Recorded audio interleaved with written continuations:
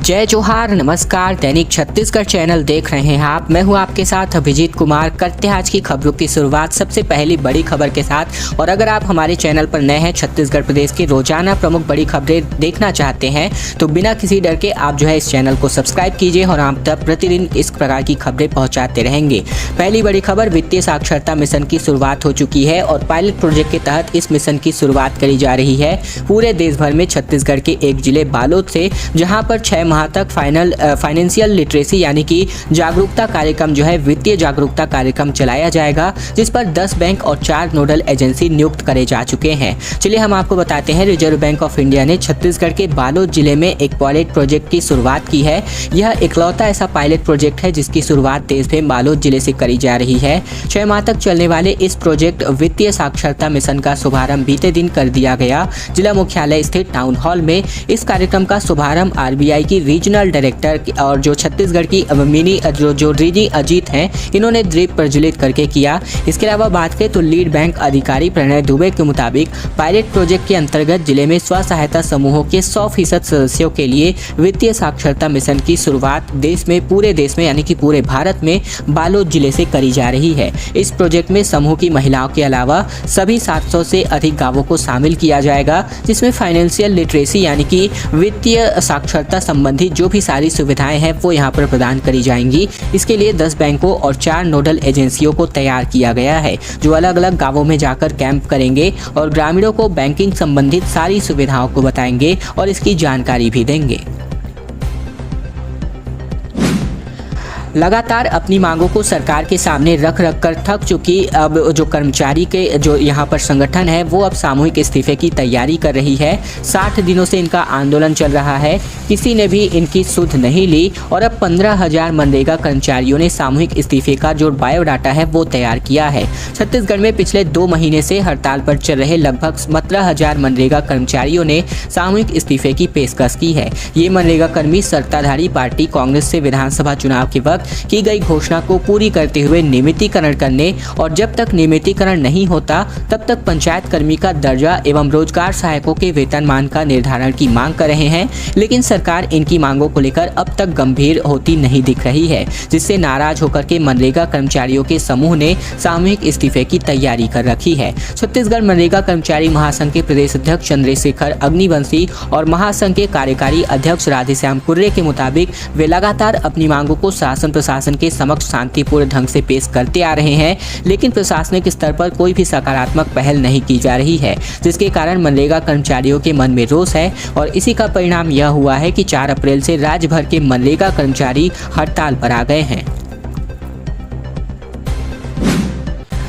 1.5 लाख गरीब परिवारों को राशन दुकान से एलपीजी सिलेंडर की प्राप्ति अब होने जा रही है। जिले में भी अब केंद्र की योजना के तहत गरीब परिवारों को गैस सिलेंडर देने की तैयारियां शुरू कर दी गई हैं। गैस सिलेंडर राशन दुकान से दिए जाएंगे, लेकिन योजना के क्रियान्वयन का पूरा जिम्मा शहर की गैस एजेंसियों के हाथों में होगा। इंडियन ऑयल कॉरपोरेशन के योजना के तहत पहले चरण में इस योजना को शहरी क्षेत्रों में शुरू करने वाली है। इसके लिए कंपनी ने शहर के डीवी गैस एजेंसी और अनुराग गैस एजेंसी का चयन किया है, बस्तर जिले के बस्तर शहर के। इसके अलावा बात करें तो यहाँ पर कंपनी ने दोनों एजेंसियों से कहा है कि वे अपने क्षेत्र की राशन दुकानों का निरीक्षण कर ले। जब भी योजना के तहत सिलेंडर बांटने का निर्देश आ जाए तो सुरक्षित तरीके से दुकानों से सिलेंडर दे दिए जाएं। माना जा रहा है कि महीने भर के अंदर इससे जुड़ा निर्देश खाद्य विभाग और स्थानीय गैस एजेंसियों को प्राप्त हो सकता है। इंडियन गैस एजेंसी के company area sales manager अमीय Sonkusare के अनुसार जिले की शासकीय उचित मूल्य की दुकानों पर आने वाले 5 दिनों में 5 किलोग्राम का रसोई गैस सिलेंडर बेचा जाएगा। इसके अलावा बात करें तो यहाँ पर शुरुआत में 5 किलो सिलेंडर के लिए लगभग 1600 रुपए देने होंगे, फिर 500 में इसकी रिफिलिंग होने जा रही है। प्रदेश में गरज चमक के साथ बारिश के आसार दिख रहे हैं और मौसम विभाग का जो अलर्ट है वो हम आपके लिए लेकर हाजिर हो चुके हैं। दरअसल बात करें तो नौतपा की अब यहाँ पर नौतपा पूरी तरीके से खत्म हो गया है, लेकिन बीते दिनों से प्री मानसून एक्टिविटी के बाद लोगों ने गर्मी से थोड़ी बहुत राहत ली है। अब नौतपा की जो बची खुची जो गर्मी है वो अब यहाँ पर तपाने वाली है। छत्तीसगढ़ की राजधानी में नौतपे के आखिरी दिन प्रदेश में भीषण गर्मी की संभावना थी, जो कि पड़ी भी। लगभग तापमान 42 डिग्री के आसपास रहा। अगले कुछ दिनों तक यही ट्रेंड बने रहने का अनुमान जताया जा रहा है, यानी कि जो बरसात जो है नौतपा के दौरान हुई है इसकी भरपाई अब आने वाले दिनों में होने वाली है और पूरी तरीके से गर्मी बुरी तरीके से पड़ेगी। इसके अलावा बात करें तो यहाँ पर एक दो स्थानों पर हालांकि हल्की बारिश होने की संभावना जताई जा रही है, तो वही एक दो स्थानों पर गरज चमक के साथ छींटे पड़ने की भी संभावना मौसम विभाग के द्वारा व्यक्त करी जा रही है। मुख्यमंत्री के आवास के घेराव का तत्काल असर जो है देखने को मिल रहा है और हितग्राहियों को इनके पैसे की प्राप्ति भी हो रही है। छत्तीसगढ़ के बिलासपुर जिले की बात करें, जहां पर हितग्राहियों ने और साथ ही साथ भाजपा पार्षदों ने सीएमओ के चैम्बर घेरने के बाद इनका असर तुरंत देखने को मिला। प्रधानमंत्री आवास योजना के हितग्राही को पैसे तुरंत ट्रांसफर हो रहे हैं। 2 दर्जन से अधिक हितग्राहियों के खाते में राशि ट्रांसफर हो चुकी है। अन्य वांछित हितग्राहियों के खाते में 2 दिनों बाद पैसे डाल दिए जाएंगे। नगर पालिका तखतपुर के सीएमओ अनुभव सिंह के चैम्बर पर हितग्राही और भाजपा पार्षदों ने सुबह से धरना दिया था। ऐसे में बात करें तो यहाँ पर 70 हितग्राहियों को पैसे नहीं मिलने की लिस्ट लेकर यहाँ पर प्रदर्शनकारी पहुंचे हुए थे। पिछले 4 से 6 महीने में राशि नहीं मिलने पर भड़के प्रदर्शनकारी ने सीएमओ का घेराव कर दिया। नेता प्रतिपक्ष ईश्वर देवांगन की अगुवाई में बड़ी संख्या में बीजेपी पार्षद और आवास हितग्राही पहुंचे हुए थे, जिसके बाद घेराव करने के बाद अब इनको जो राशि है वो ट्रांसफर करी जा रही है और राहत की सांस इन आवास के हितग्राहियों के द्वारा ली जा रही है। बीते 4 से 6 महीने के द्वारा इनकी जो राशि है वो यहाँ पर सरकार ने अटका कर रखी हुई थी। हरियाणा कांग्रेस विधायकों की बाड़ेबंदी की जा रही है। छत्तीसगढ़ के रायपुर में राज्यसभा चुनाव की क्रॉस वोटिंग से बचने के लिए जो तकरीबन 28 विधायकों का समूह है वो रायपुर लाया गया है और 28 विधायकों के साथ साथ क्राइसिस मैनेजर भी यहां पर रायपुर पहुंचे हुए हैं। राज्यसभा चुनाव में क्रॉस वोटिंग का खतरा टालने के लिए कांग्रेस ने हरियाणा के अपने ही विधायकों को रायपुर भेज दिया है। शाम तकरीबन 7:15 बजे 28 विधायकों और प्रदेश कांग्रेस पदाधिकारियों का दल रायपुर पहुँच गया। उन्हें भारी पुलिस सुरक्षा के बीच नवा रायपुर क्षेत्र स्थित एक होटल और एक रिसोर्ट में ठहराने के लिए ले जाया गया है। 90 विधायकों वाली हरियाणा विधानसभा में राज्यसभा की 2 सीटों के लिए चुनाव हो रहे हैं। कांग्रेस ने यहां से अजय माकन को टिकट दिया है, वहीं भाजपा ने कृष्णलाल पवार को उम्मीदवार नियुक्त किया है। इस बीच पूर्व केंद्रीय मंत्री विनोद शर्मा के बेटे कार्तिकेय शर्मा ने निर्दलीय उम्मीदवार के तौर पर नामांकन किया है। कार्तिकेय को जेजेपी और निर्दलीयों का समर्थन हासिल है। ऐसे में हरियाणा में राज्यसभा की जीत के लिए 31 वोटों की जरूरत है। कांग्रेस के पास वहां 31 विधायक हैं, लेकिन कार्तिकेय शर्मा की दावेदारी ने पेच फंसा दिया है। मुश्किल यह भी है कि कार्तिकेय ने ससुर कुलदीप शर्मा के कांग्रेस से विधायक हैं। खबर थी कि वे अजय माकन के खिलाफ अपने दामाद की लॉबिंग कर रहे हैं। गुरुवार को केंद्रीय नेतृत्व ने सभी विधायकों को दिल्ली बुलाया था और वहां सांसद दीपेंद्र हुड्डा के आवास पर सभी इकट्ठा हुए। उसके बाद सभी लोगों को बसों में बिठाकर हवाई अड्डे और वहां से विशेष विमान के द्वारा रायपुर भेज दिया गया है। भर्ती परीक्षा के बारे में बात कर लेते हैं। चपरासी के बाद अब जल्द ही डेटा एंट्री ऑपरेटर और चौकीदार जैसे चतुर्थ श्रेणी की परीक्षा छत्तीसगढ़ पीएससी द्वारा आयोजित होगा। राजपत्रित पद जैसे कि डिप्टी कलेक्टर, डीएसपी समेत अन्य पदों के लिए भर्ती परीक्षा आयोजित करने वाला छत्तीसगढ़ लोक सेवा आयोग यानी कि दूसरे शब्दों में सीजीपीएससी अब प्यून के लिए भी परीक्षा लेगा। अभी तक ऐसी परीक्षाएं केवल व्यापमं के द्वारा ही आयोजित करी जाती थी। यह पहली बार है कि छत्तीसगढ़ पीएससी ने इस तरह के लिए आवेदन मंगाए हैं। यही नहीं, चौकीदार और डेटा एंट्री ऑपरेटर के भर्ती परीक्षा की भी तैयारी छत्तीसगढ़ पीएससी कर रही है। इसके लिए जल्द ही निर्देश जारी होंगे।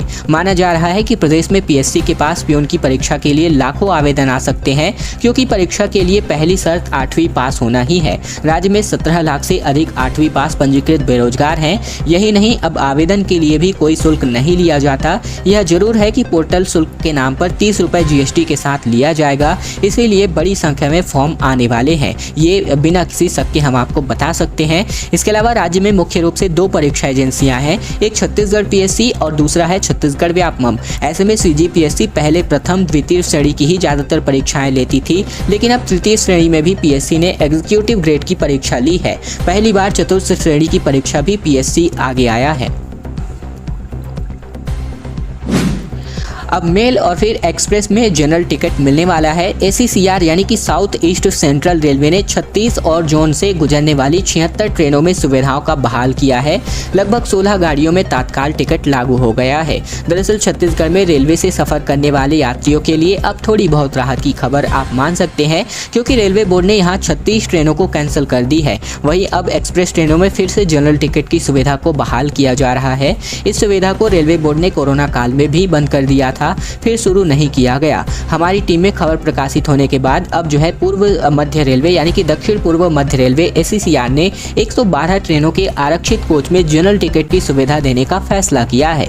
इसमें 16 एक्सप्रेस ट्रेनों में यह सुविधा तत्काल व्यवस्था रूप से लागू हो जाएगी। बाकी ट्रेनों में जून और जुलाई तक सुविधाएं उपलब्ध कराई जाएंगी। दरअसल ट्रेनों में जनरल टिकट की सुविधा खत्म किए जाने से यात्रियों की समस्याओं का सामना करना पड़ रहा था, लेकिन अब बात करें तो अब जो है इस सुविधा को बहाल किया जा रहा है, जिससे थोड़ी बहुत राहत यात्रियों को मिल सकती है। छत्तीसगढ़ में 15 जून से एक नया शिक्षण सत्र लागू होने जा रहा है। स्कूल खुलते ही अफसर निरीक्षण करने और फिर निरीक्षण के बाद यहां पर रिपोर्ट प्रस्तुत करने पहुंचेंगे। मास्टर साहब अगर नहीं मिलते हैं स्कूल में तो सीधे कार्यवाही करी जाएगी। छत्तीसगढ़ के स्कूलों में नया शिक्षण सत्र 15 जून से शुरू हो रहा है। स्कूल खुलते ही शिक्षकों और विद्यार्थियों के बाद इस बार अफसर भी वहां पर पहुंचने वाले हैं। वे स्कूल की व्यवस्था, शिक्षकों और बच्चों की उपस्थिति और सरकार की योजनाओं का निरीक्षण करने वाले हैं। इस दौरान वहां मास्टर साहब नहीं मिले तो कार्यवाहियां भी होंगी। निरीक्षण के बाद अफसरों को हर स्कूल के बारे में एक रिपोर्ट भी प्रस्तुत करना होगा। यह रिपोर्ट जिला शिक्षा अधिकारी, संयुक्त संचालक से होते हुए विभागीय सचिव तक जाएगी। स्कूल शिक्षा सचिव डॉक्टर S भारतीदासन ने नए शैक्षणिक सत्र में शिक्षकों और शिक्षार्थियों यानी कि विद्यार्थियों की उपस्थिति पर विशेष ध्यान देने का निर्देश दिया है। उन्होंने नए शिक्षण सत्र में विभाग में संचालित विभिन्न योजनाओं का क्रियान्वयन सुनिश्चित करने को कहा है।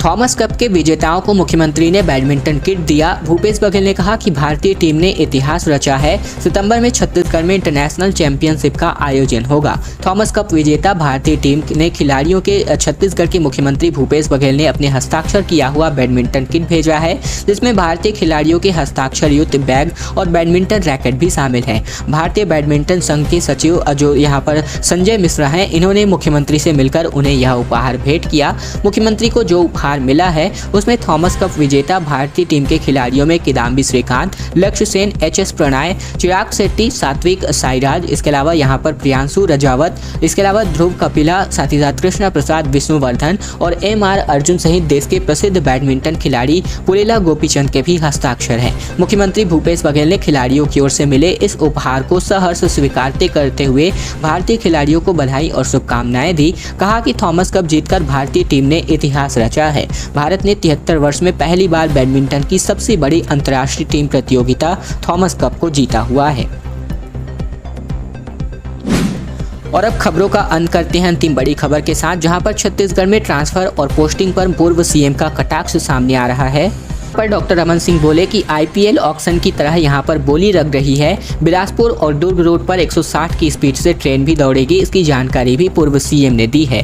पूर्व मुख्यमंत्री डॉक्टर रमन सिंह ने प्रशासनिक अफसरों की ट्रांसफर और पोस्टिंग को लेकर के कटाक्ष किया है। उन्होंने कहा है कि कलेक्टर और फिर अन्य प्रशासनिक अफसरों के ट्रांसफर और फिर पोस्टिंग के लिए IPL मैच की तरह ही ऑक्शन चल रहा है, उसके लिए बाकायदा बोली भी लगाई जा रही है। पूर्व CM ने कहा कि बीजेपी केंद्र की मोदी सरकार की उपलब्धियों को लेकर जनता के बीच जाएगी। सरकार के 8 साल पूरे होने पर मंडल, बूथ और फिर शक्ति केंद्र स्तर पर कार्यक्रम आयोजित किए जाएंगे।